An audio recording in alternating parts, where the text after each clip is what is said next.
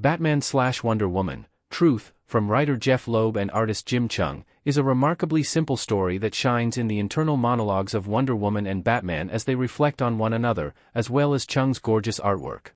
But while it is neat to be able to revisit DC's Batman, Hush era, Batman/Wonder Woman, Truth is a sobering glimpse at how some comic book writing conventions, particularly as they pertain to depictions of women, are better left in the regrettable annals of history.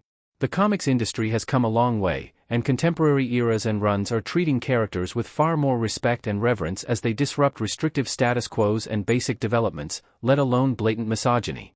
For example, Kelly Thompson and Hayden Sherman's ongoing Absolute Wonder Woman comic series is a beautiful reinvention of Princess Diana that embraces her character with all the nuance and richness that she deserves. Unfortunately, Batman/Wonder Woman, Truth does Wonder Woman, Catwoman, and Harley Quinn no favors, and, if anything, demonstrates how far they have come, too. Batman/Wonder Woman, Truth is weirdly sexist. Catwoman's role in Batman/Wonder Woman, Truth is disappointing, but what is worse is that she is basically boiled down to being a scorned ex-girlfriend. It is explicitly stated in dialogue that the reason for Catwoman's petty, spiteful tone toward Batman is because he broke up with her, and this is further confirmed with her confessing that while wielding Wonder Woman's lasso of truth. However, the most egregious and significant moment of sexism in Batman/Wonder Woman, Truth occurs when Wonder Woman, Batman, and Catwoman go to the Batcave to track the lasso's whereabouts via its energy signature. Here, both Alfred Pennyworth and Robin gawk over Wonder Woman, who knows full well that their wide-grinned admiration and pledges of servitude toward her are not due to her being royalty. It is so awkward, in fact, that Batman is forced to shoo them away like they are children with a crush on the playground during recess, and exacerbated when Alfred and Robin creepily stare at Wonder Woman as they leave. Moreover, the dialogue Wonder Woman and Catwoman then exchange is equally out of touch and arresting. It is true that Batman/Wonder Woman, Truth is representative of an older era, but indulging in dialogue such as this reduces characters to antiquated battle of the sexes gender stereotypes. It is a bewildering sequence to include in the book, nonetheless, when Batman/Wonder Woman, Truth's elementary plot would not be affected at all if this brief, filler trip to the Batcave had been omitted wholly. Joker and Harley Quinn have come a long way. It may be quite alarming to see in a comic nowadays, considering how wildly different Harley is in the modern landscape and how much development she has been given in order to distance herself from Joker, but Batman/Wonder Woman, Truth depicts Joker and Harley Quinn's relationship as it was, as this comic takes place not long after the events of Batman, Hush.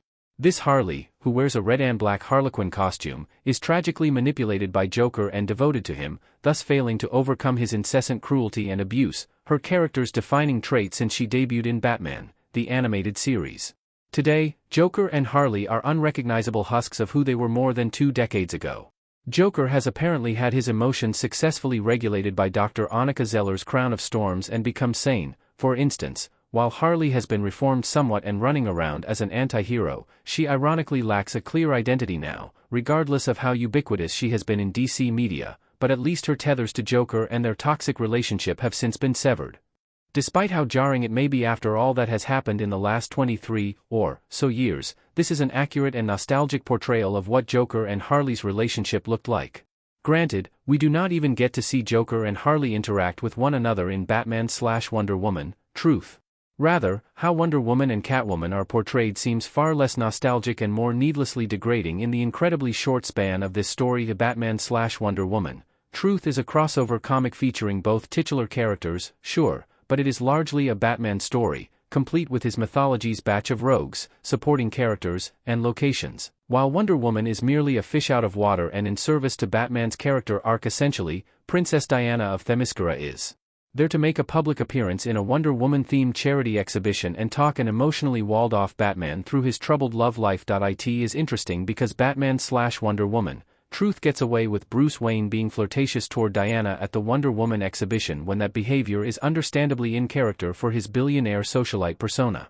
There is not an excuse for Alfred and Robin ogling her, though, and Catwoman and Batman's relationship woes lack the number of panels needed to be fleshed out sufficiently and are no more compelling than Harley and Joker's poorly thought out and swiftly thwarted plans to steal Wonder Woman's lasso.